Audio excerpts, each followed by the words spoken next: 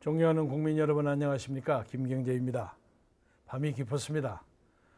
오늘도 초겨울 하늘은 청명했지만 날씨는 쌀쌀합니다. 두툼한 겨울옷을 입으시고 마음뿐만 아니라 몸까지 따스하게 하고 싶은 초겨울 밤입니다. 이 밤도 어느 거리에서 노숙하는 사람, 일자리 때문에 농성하는 사람, 불행에 흐느끼는 사람들이 있겠거니 생각하면 마음이 아픕니다. 이 모든 게 정치 때문이 아니겠습니까? 우리 잠시 이번 대통령이 누가 되었으면 좋을지 생각해 봅시다. 저 누구인지 아시죠? 아마 모르시는 분들도 많을 것입니다. 40년 동안 민주당에 몸담았던 김대중의 정치적 아들이라 불리던 김경재입니다.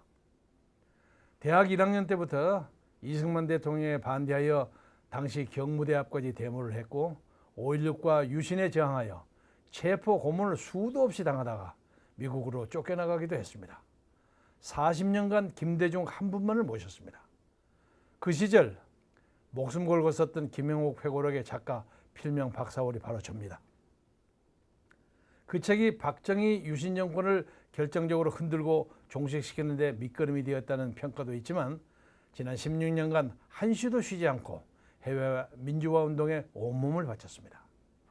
먼 이국의 여창에서 고향이 그리워도 못 가는 신세라는 노래를 읊조리며 눈물겹게 외로운 망명 생활도 각오해야 했습니다.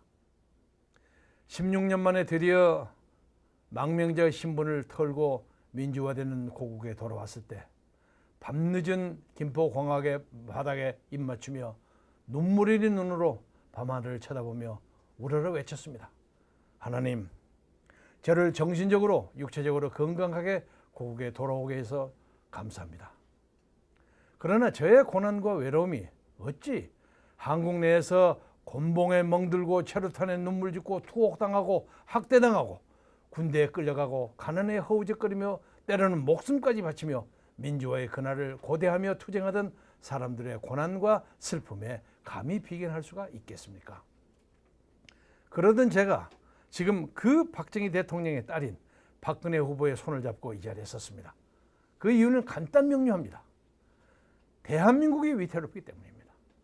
대한민국의 정체성을 지키기 위해서 이 나라의 진정한 국민 통합의 미랄이 되고자 하는 생각 때문입니다. 그런데 저를 잘 모르는 분들은 민주당에서 국회의원을 지내고 최고위원까지 했던 김경재가 새누리당의 국민대통합위원회 기획특보로 임명되었다 하니 이른바 김대중을 배신하였다고 그럽니다. 기가 막힙니다. 박근혜 후보는 과거사를 뼈저리게 사과했습니다. 지난 9월 18일 오후 6시 뜻밖에도 헌정회에 있던 저에게 발신번호가 없는 전화 한 통이 왔습니다. 누굴까? 혹 국제전화가 아닌가 하면서 받았습니다. 김경재입니다. 그랬더니 전화 속 인물은 잠시 머뭇거렸습니다. 선배님, 저 박근혜입니다. 예? 어쩐 일로 저에게까지. 선배님, 저 좀 도와주십시오. 이 나라가 위태롭습니다. 그래, 그건 알겠지만 지금 제기되고 있는 과거사 문제에 대해서 확실한 입장을 밝히지도 않고 어찌 저에게 도와달라는 말씀을 하실 수 있습니까? 그건 제가 조만간 결단을 내리겠습니다. 그래요. 그럼 그걸 보고 다시 얘기합시다. 다음날 저는 시골 고향에 내려가 주말을 지내며 며칠 머물렀습니다. 그 후 황우여 대표의 전화가 몇 차례 왔습니다. 박 후보께서 과거사 해명 문제로 주말 내내 고심했는데 좋은 의견을 선배님 좀 말씀해 주셨으면 합니다. 저는 사양했습니다. 또 사양했습니다. 박 후보와 같이 일한다는 걸 아직 결정하지도 않았는데 문안 작성에 가다 보면 제가 말려드는 거 아니겠습니까? 그런 걱정 때문이었습니다. 몇 차례의 사양 끝에 간단한 시야 2개를 이메일로 보냈습니다. 하나는 전통적인 지지자들을 의식한 시안이었고 다른 하나는 국민의 눈높이를 배려한 그런 시안이었습니다. 적당히 참고해서 작성하라는 제 나름의 최소한의 예의였습니다. 그러나 9월 24일 박 후보의 사과발언, 즉 5.16과 유신, 인혁 등 사건 등은 헌법적 가치가 훼손되고 대한민국의 정치 발전을 지연시키는 결과를 가져왔다는 발언은 저의 예상을 훨씬 뛰어넘는 수준이었습니다.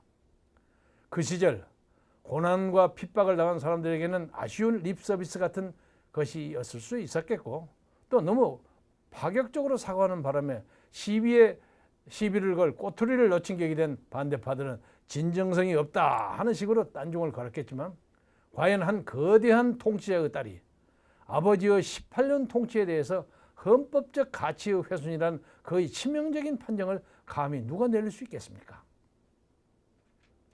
수많은 밤의 고뇌와 절망, 그리고 그 모든 것을 초월한 인간 박근혜의 무서운 집념이 아니고서는 불가능한 고백이었다고 저는 생각합니다. 저는 그때 결단한 겁니다. 이 박근혜와 민족 문제를 같이 해결할 수 있구나. 박정희의 딸과 김대중의 정치적 아들이 손잡고 지역감정과 동서화합을 할 수 있겠구나. 이러한 국민통합으로 진정한 민족공존, 즉 대한민국의 정체성을 굳건히 지키는 바탕 위에서 남북이 공존하는 진정한 통일의 길을 찾을 수 있으리라고 확신한 것입니다.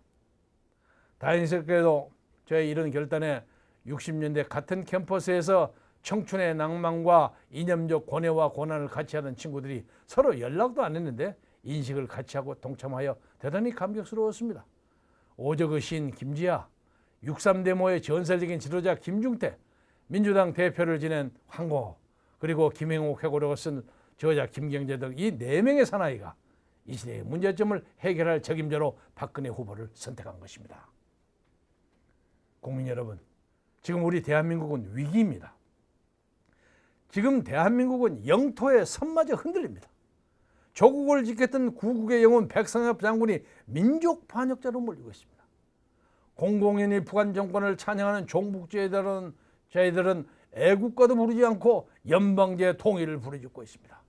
그들은 북한 인민들의 처참한 인권에 대해서는 아무 말도 않고 근거가 없다는 핑계를 한마디도 말을 안 하면서 남한의 몇십 년 전의 인권 침해만 침소봉대하고 있습니다. 그런 종북주의자들이 주도하는 통합진보당과 정치적 연대를 이루었던 민주통합당은 FTA도 반대하고 제주도 해군기지도 반대하고 NLL도 흔들고 있습니다. 이러다간 대한민국이 어디로 가겠습니까? 민주통합당의 정신적 지도자인 노무현 전 대통령은 북한 김정일과 NLL 문제에 대하여 차마 입에 올릴 수 없을 만큼 비굴하게 굽실거리며 영토를 양보해도 좋다는 식의 정상회담을 했던 것이 낱낱이 드러나고 있습니다. 바로 그 노무현의 비서가 문재인입니다. 노무현의 치명적 약조를, 과오를 옆에서 단 한 번도 제지하지 못하고 이제 와서 그를 옹호하기에 바쁜 노무현의 비서 문재인에게 이 나라의 5년을 맡긴다는 것은 문제가 있다고 생각하지 않으십니까? 이거 보통 일이 아닙니다. 우리가 민주화 운동을 할 때는 사회가 민주 대 반민주 구도였습니다. 그때는 독재 정권의 타도가 목표였습니다. 그런데 지금 시대가 어떤 시대입니까? 이미 산업화도 이루어졌습니다. 민주화도 이루어졌습니다. 물론 충분하지 않지만 국민소득 2만 달러의 세계 9대 무역국이 됐습니다. 정권 교체도 해봤습니다. 국가 위상이 눈부시게 높아졌습니다. 이 모든 것들이 모든 국민들, 손해를 무릅쓰고 말없이 땅을 가는 농부들, 산업 현장에서 땀 흘리는 노동자들, 공순이들, 박봉에 시달리는 사무직들, 그리고 서독, 파경, 광부들과 간호사들, 열사의 중동 땅에서 땀 흘린 기술자들, 월남제에서 피 흘린 우리 용사들의 눈물겨운 현실과 헌신과 노력의 결실이 아니겠습니까? 어떻게 이룩한 오늘의 대한민국입니까? 그런데 이게 뭡니까? 이제 우리는 과연 국민을 편안하게 하고 잘 살게 하는 대통령이 누구인가를 따져야 합니다. 안정과 번영을 같이 추구해야 합니다. 국민을 보고 정치도 하고 선거를 해야 하는 그런 시대가 되었습니다. NLL 등으로 나라의 기초를 흔들어야 되겠습니까? 저는 이 시대의 시대 정신을 3가지로 요약합니다. 민주경제시대, 국민통합시대, 민족공존시대, 이 3가지입니다. 민주경제시대는 경제민주화가 요체입니다. 이제 우리가 살 만큼 됐으니까 분배에 공정해야 하고 재벌의 독과점을 막아야 한다는 뜻입니다. 백성은 가난하기보다는 고르지 못한다는 옛말이 있습니다. 민은 불안 민이요 환 불균이다 그랬습니다. 그러나 공정한 분배에 있어서도 나눌 것이 넉넉하거나 좀 더 커야 합니다. 즉 파이가 더 커야 불평이 적어진다는 뜻입니다. 박근혜 후보는 이 점에 착안하고 있습니다. 공정한 분배와 무상복지를 위해서 기업도 더 성장해야 한다는 것입니다. 다음으로 국민통합시대는 동서통합이 그 핵심입니다. 이것을 위해 저와 한광학 동지 등 수십 명의 민주당 전직 의원들과 당 간부들, 심지어 김대중 전 대통령을 경호하여 평양까지 수행한 핵심 경호 간부들까지도 박근혜 후보로 왔습니다. 김대중 전 대통령의 조카도 새누리당으로 왔습니다. 시대의 대세가 국민 대통합입니다. 우리 국민 통합은 경상도와 전라도, 이른바 백제권과 신라권의 통합뿐만이 아니라 계층 간의 통합, 세대 간의 통합, 남성과 여성 간의 평등 실현, 보통 사람과 장애인 간의 차별, 철폐 등 우리 사회가 진정으로 국민적 소통과 단합, 나아가 통합을 이루는 거대한 국민운동으로 나가자는 것이 박근혜 후보의 꿈입니다. 세 번째, 민족 공존시대는 민족 통합, 궁극적으로 통일이 그 최종 목표입니다. 특히 국민 대통합 문제에 대하여 박 후보는 지역 균형 발전과 인사 탕평책을 제시하고 있습니다.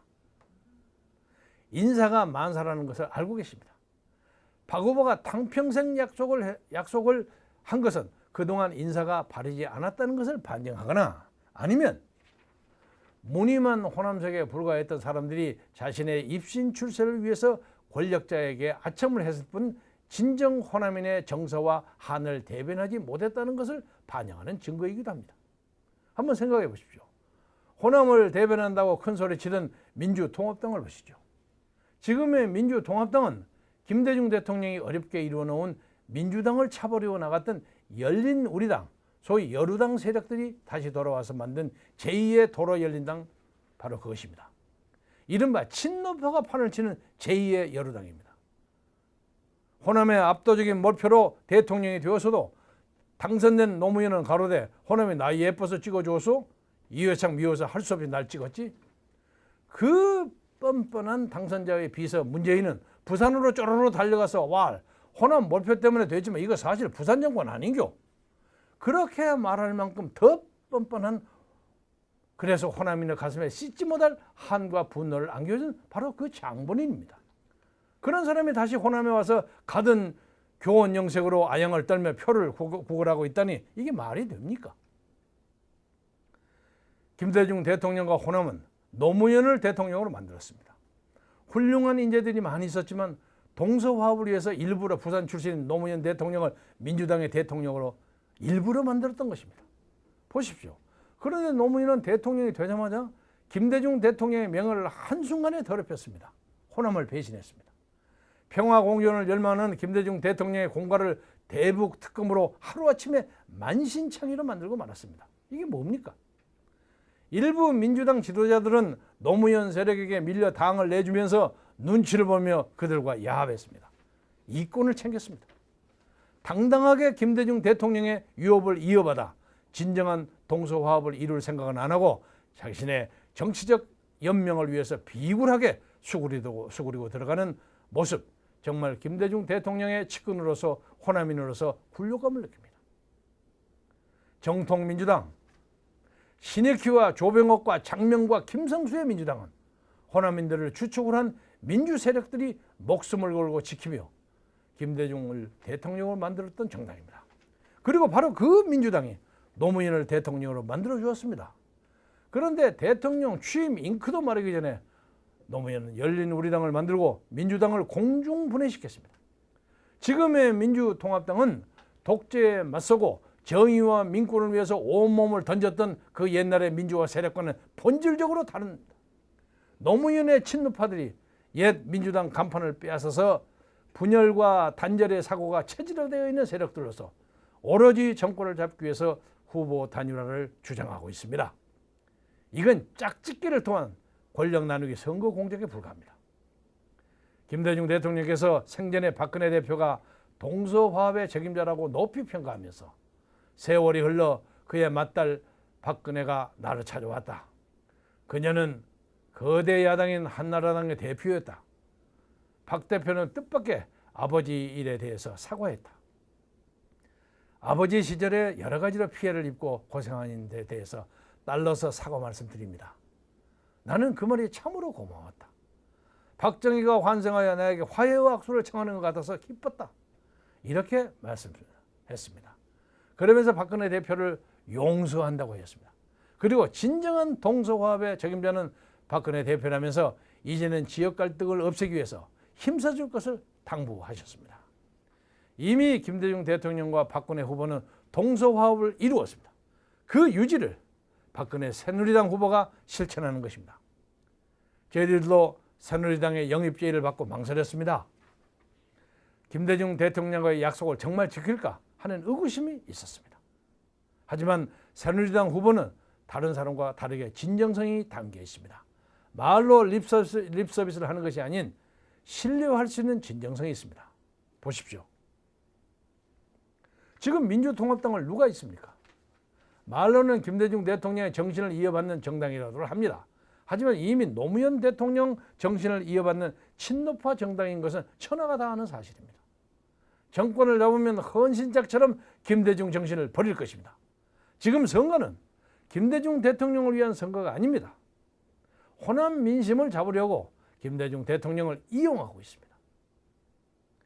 열린우리당을 만들어 나갔던 사람들, 민주당을 쑥대밭 만들어 만신창이가 되게 만들었던 사람들, 김대중 대통령을 무참히 짓밟고 자신들의 영화를 누리려고 나갔던 사람들, 노무현 청와대를 믿고 민주당을 쑥대밭으로 만들고 자기들만 잘 먹고 잘 살겠다고 큰 소리치며 나가더니 이리저리 몰리다가 다시 민주당에 들어와서 오히려 김대중 대통령의 정신을 이어가려던 사람들을 내쫓았습니다. 이 김경재나 한광옥이나 한화가 모두 문자 그대로 숙청했습니다. 이제 민주통합당은 김대중 대통령의 민주당이 아닙니다. 말로는 김대중 정신을 운운하지만은 노무현 대통령 정신을 이어가는 친노파 정당, 바로 그 본질입니다. 지금 민주통합당에서는 친노파와 반노파가 안철수와의 단일화를 두고 피투성이 싸움을 하고 있습니다. 즉 노무현과 김대중이 싸우고 있는 것입니다. 그러나 이 새누리당에서는 산업화와 민주화의 화해를 위한 국민 대통합운동이 벌어지고 있습니다. 즉 박정희와 김대중이 화해하는 악수를 하고 있는 것입니다. 국민 여러분, 저는 파란만장한 삶을 살아왔지만 개인적으로 후회는 하지 않습니다. 이 땅의 민주화를 위해서 청춘을 바쳤고 김대중 대통령을 만들었습니다. 탄압받던 어려운 시절을 말끔히 씻고 뜻한 바를 이루었습니다. 지금은 피해의식에서 벗어나서 누구 눈치를 볼 필요가 없어졌습니다. 오직 김대중 대통령이 생전에 이루다가 아쉽게 다 못 이루신 동서화합을 실천하는 것만이 저에게 남아있습니다. 그 기회를 바로 새누리당 박근혜 후보가 마련하고 저희들이 응답했습니다. 그래서 합류하게 된 것입니다. 존경하는 국민 여러분, 박근혜 후보를 지지하는 여러분 중에서 혹 김대중 전 대통령을 아직도 오해하고 사상적으로 의심스럽다고 생각하는 분이 계시면 오늘 이 시점을 계기로 하여 생각을 바꿔주십시오. 그는 이념상으로 보면 좌와 우의 입장을 적절하게 겸비한 중도주의 민주주의자였습니다. 한때 1995년 경 남북 긴장이 최고조로 올랐을 때 미국을 방문하여 긴장 완화를 위한 설득도 하고 대통령 당선 후에 남북 정상회담을 위해서 다소 서둘렀던 점은 있었습니다. 그러나 어떤 경우도 NLL을 흥정의 대상으로 삼거나 국가 이익을 훼손한 적이 없었다는 점을 인정해 주시기 바랍니다. 극우적인 생각을 가지신 분들이 그에게 그렇게 온건하고 화해를 지향하는 자세를 보일 때 김대중을 그들의 마스코트로 삼아오던 중도적인 국민들이 여러분이 그토록 대통령으로 당선되기를 원하는 박근혜 후보의 지지로 돌아설 것입니다. 다른 한편으로 김대중 전 대통령을 아직도 지지하고 사모하는 여러분 중에서 아직 박근혜 후보에게 마음을 열지 못하는 분이 계신다면 오늘 이 시점을 계기로 해서 생각을 바꿔주십시오. 그는 아버지 박정희의 공적은 국민에게 돌리고 과오는 자신의 책임으로 여겨서 평생에 걸쳐 사과하고 어루만지고 진정한 국민 통합을 이루기 위해서 떨쳐 나섰습니다. 그런 전제에서 호남은 물론 경상도, 충청도, 강원도, 경기, 특히 서울에 거주하는 전통적인 민주당 지지자 중에 현재 민주통합당의 행태, 특히 대북 정책에 대해서 의구심을 품고 계시는 국민 여러분에게 호소합니다. 이 시점에서 나라를 살리고 이 사회를 통합시키고 국민의 생활을 더 윤택하게 할 사람은 박근혜 후보라는 것을 믿어주시기 바랍니다. 부디 김경재를 수십 년간 보아오셨고 성원해 주셨고 저의 졸작 책과 논설을 읽고 공감하셨던 여러분께서 누구 앞에서나 나름대로 소신과 철학을 지키고 노력했던 한 사나이의 진심을 읽어주시기 바랍니다.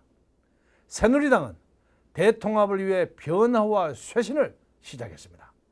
국민 여러분, 일부 묻지마 단일화 후보들은 진보라고 하면서 김대중을 팔아서 자기의 정치적 입신양명을 하려고 하는데, 새누리당은 진정으로 김대중 대통령이 이루려고 하였던 서민들을 위한 쇄신, 지역 갈등을 위한 대통합 실천을 하나 둘씩 해나갈 것입니다. 말이 아니라 실천을 하고 있는 새누리당과 박근혜 후보에게서 진정성과 강한 신뢰가 느껴졌습니다. 사실 박근혜 후보가 누구입니까? 독재자의 딸이라는 비난을 받은 당사자입니다.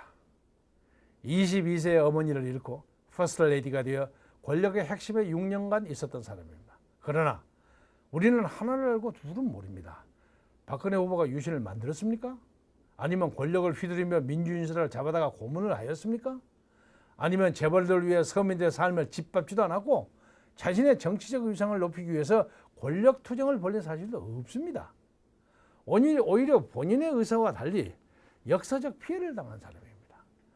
박정희의 딸이라는 것 때문에, 독재자의 딸이라는 것 때문에 어린 시절을 청와대에 있었다는 것만으로 어머니를 여인의 슬픔을 잃고 어머니가 이루려 했던 서민들을 위한 희생과 봉사를 어린 나이에 자신의 인생을 포기하면서까지 실천해 나갔던 사람입니다. 그런 박근혜 후보를 우리는 무조건 비판하고 박정희의 딸이라고 해서 안 된다고 단정하는 사람도 있습니다만은, 그러나 박근혜를 보십시오. 그의 인생 역정은 저희들이 상상할 수 없을 정도의 고통과 슬픔의 나날이었습니다. 육체적 고통이 아니라 정신적 고통에 공황에 빠진 적이 한두 번이 아니었습니다. 이른바 멘탈 붕괴라고 하나요? 멘붕에 빠진 자신을 추스르고 다시 서기까지 자신의 고통을 이루 말할 수 없도록 괴로웠다고 합니다. 어머니와 아버지를 잃고 어린 동생들을 돌보아야 하는 20대의 소녀 가장, 바로 그것이었습니다. 어린 시절을 어떻게 살아가야 할까 고민하게 되었고, 그로 인해 방황하면서 많은 사람을 용서하며 그 쓰라린 정신적 폐허 속에서 자신을 추스르던 사람입니다. 어느 날 벼랑간 찾아온 아버지의 죽음은 그를 거칠고 황량한 들판에 내버려둔 고아로 만들었습니다. 아마 자기 혼자였다면 세상을 등지리 했을지도 모릅니다. 권력 앞에 비굴했던 사람들의 실체가 하나 둘 드러나기 시작하면서 사람 자체에 대한 믿음과 신뢰가 허물어지는 멘붕 상태로 세상을 등지고도 싶었지만 어린 동생들 때문에 차마 그렇게 하지를 못했습니다. 종교서적을 읽고 단전호흡을 하면서 자신을 추스렸다고 합니다. 여자의 몸으로 홀로 고난의 세월을 살아왔습니다. 그런데 가슴 아프게도 독신이라는 이유로 여성 성까지 조롱당하는 인면수심의 공격마저도 당하고 있습니다. 자신을 다스리는 사람이 국민과 함께 할 수 있고 대통합을 이루어 나갈 수 있습니다. 국민 여러분, 야권의 두 후보가 단일화를 한다고 야단입니다. 단일화가 뭡니까? 둘로 나눴다가 하나로 만드는 것이 단일화입니다. 진보는 분열로 망한다고 역사는 우리에게 말해줍니다. 분열과 단일화, 이것이 진보 진영의 반복되는 행태입니다. 분리하면 단일화하고 유리하면 서로 반목과 질서를 통해서 분열하는 것이 진보 진영의 정체입니다. 말로는 국민을 위해서 국민의 뜻이라고 하죠? 정말일까요? 한번 생각해 보세요. 김대중과 김종필의 DJP 연합, 노무현과 정몽준의 후보 단일화가 대선 승리를 가져다 주었죠. 그때 학습 효과만 믿고 단일화를 하는 것입니다. 하지만 좋은 결과를 가져왔나요? 이번에 묻지마 단일화는 다만 당선이라는 것만을 쟁취하려고 추진하는 것입니다. 국민을 위한 일이라 하면서 자신들의 정권 획득에 혈안이 되어 있는 것입니다. 무소속 후보로 단일화를 내면 민주통합당은 그날로 간판을 내릴 수밖에 없습니다. 50년 전통 야당의 역사에 없는 참변이 일어나고 야당 사람들이 아플다도 우르르 무소속 후보 쪽으로 몰려가는 사태가 불가피하게 벌어질 것입니다. 말이 신당 장당이고 새정치연합이지 현실은 민주통합당의 숙청 내지 함몰입니다. 기득권 타도를 깃발로 내건 무소속 후보와 그의 진영 사람들이 민주당을 이제껏 누려왔던 기득권들을 쇄신이라는 명목으로 변화를 시도할 것입니다. 그리고 민주통합당으로 단일화된다면 안철수 현상은 물거품같이 사라질 것입니다.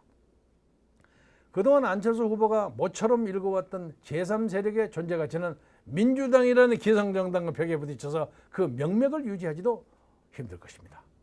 단일화 과정에서 야권의 두 후보 양쪽이 여러 조건으로 정치 개혁을 한다고 하지만 그것은 국민을 속이는 명분에 불과합니다.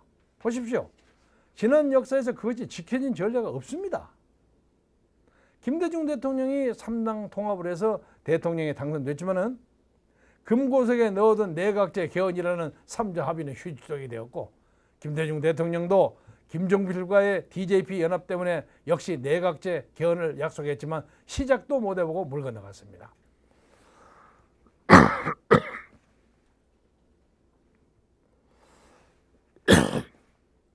노무현과 정몽준의 경우도 이런저런 약속이 있었습니다만 그 역시 무의로 끝났습니다. 오로지 정권 획득의 수단인 단일화를 이용했기 때문입니다. 우리는 그것을 생생하게 기억하고 있습니다. 그럼에도 무엇 때문에 그 실패한 역사를 반복해야 합니까? 민주통합당 대통령 무소속 총리 공동정부나 아니면 그 정반대의 공동정부 얘기도 나오지만 어떤 경우도 국민의 지탄을 받을 것입니다. 이 나라 어떤 특정 지역 사람들이 권력 나눠먹기를 하는 식의 땅이 아니고 더욱이 대통령 자리가 서로 담합해서 나눠먹기를 하는 자리도 아닙니다. 특히 막판에 몰려 단일화한다는 방식은 정말 웃기지도 않습니다. 흡사 어린아이들이 가위바위보 하는 것처럼 오른손으로 할까 왼손으로 할까 아니면 뒤돌아서 머리 위로 손을 치게 들고 할까 아니면 막판 단판에서 누가 상대방의 꼼짝 못하는 히든 카드를 내밀어서 거의 반강제로 제압을 할까 아니면 서로 적당히 야합할까. 이런 문자 그대로 정치 쇼를 보고 연예 오디션 프로인 위대한 탄생처럼 그걸 즐기면서 거기서 뽑힌 어떤 사람을 검증도 못하고 정치 쇄신 여부도 확인하지 못한 채 국민소득 2만 달러에 인구 5천만의 세계 9대 무역국인 대한민국 지도자를 뽑는다면 아마도 세계 웃음거리가 될 것이라고 저는 생각합니다. 만약 단일화되어서 누가 대통령이 된다 해도 5년 내내 권력 싸움, 자리 다툼으로 내홍이 이어질 것이 뻔합니다. 이미 두 번의 경험을 통해서 우리 국민들은 잘 알고 있습니다. 지금도 벌써부터 이 두 후보는 이전 구투의 싸움을 벌이고 있는 모습을 보여주고 있습니다. 노무현 대통령은 집권하자마자 개혁한답시고 민주당을 버리고 열린우리당을 만들어 나갔지 않습니까? 그런데 어떻게 됐습니까? 참담하게 실패하여 몇 년 안 되어 열린우리당을 해체하고 다시 민주당으로 기어 들어가지 않았습니까? 그로 인해서 5년 내내 국민들이 얼마나 피곤했습니까? 국민 여러분, 1 더하기 1은 홈쇼핑이나 대형마트에서 제공되는 상품입니다. 왜 1 더하기 1을 줍니까? 상품을 많이 팔기 위해서 고객을 유혹하려고 1 더하기 1을 주는 것입니다. 상품이 좋으면 고객이 1 더하기 1을 안 줘도 잘 사갑니다. 바로 뭔가 좀 모자라고 시원찮으니까 고객을 유혹하여서 충동 구매를 시키기 위해서 1 더하기 1을 주는 것입니다. 제가 아는 분은 1 더하기 1 상품을 샀다가 울분을 토할한 적이 있습니다. 2개 준다고 해서 샀더니만 품질이 영 형편없어 속았다고 합니다. 하나 줄 때보다 더 못했다고 합니다. 충동 구매하게 만드는 이런 마케팅을 규제해야 된다고 야단입니다. 그런데 정치판에서도 1 더하기 1 플러스 1이 유행처럼 다가온 이가 한심합니다. 정치가 충동 구매하는 대상이 되었다니 놀랐습니다. 정치는 불량 상품처럼 1 더하기 1이 아니라 통합입니다. 정당은 공동의 가치를 가진 사람들이 모임입니다. 그래서 같은 뜻을 가진 사람들이 통합을 해야 되는 것입니다. 정당은 당신만을 위해서 모인 권력 추구 집단이 아닙니다. 정당은 정당의 정체성을 기반으로 모인 사람들입니다. 그런데 1 더하기 1이라뇨? 말이 됩니까? 정당의 근거를 뿌리채 흔들어놓는 이런 묻지마 단일화는 국민을 우롱하고 우리나라 정치를 무시하는 후한 미치는 무치한 행동이라고 저는 확신합니다. 참으로 무엇을 위한 단일화인지 묻지 않을 수 없습니다. 당선만을 위한 정치 공학 때문인지 국가와 시대의 과제가 희생되어서는 결코 안 됩니다. 두고 보십시오. 만에 하나 대통령에 당선된다면 곧 갈등과 분열의 소용돌이가 칠 것입니다. 정치 개혁을 한다고요? 천만의 말씀입니다. 5년 내내 시끄러울 겁니다. 국민들은 충동구매에 속았다고 난리칠 겁니다. 그러나 이미 때가 늦었습니다. 상품은 반품이라도 되지만 대통령은 반품이 안 되니 5년 내내 우리가 속앓이를 앓다 끝내는 것입니다. 어설픈 단일화 노름이 아니라 통합이야말로 이 시대적 사명입니다. 정치가 이 나라에 안겨진 가장 치명적인 폐해가 지역감정입니다. 이번 선거가 그것을 딛고 동서통합의 길로 나아가는 전기가 된다면 그거 하나만으로도 역사적 성과가 아닐 수 없습니다. 또한 세대와 계층 간 통합, 남북의 연대를 이끌어내야 합니다. 대통령은 그 통합을 이끌어낼 수 있는 그릇과 리더십을 가진 인물이어야 합니다. 늦은 밤 편안히 주무십시오. 시청해 주셔서 대단히 감사합니다.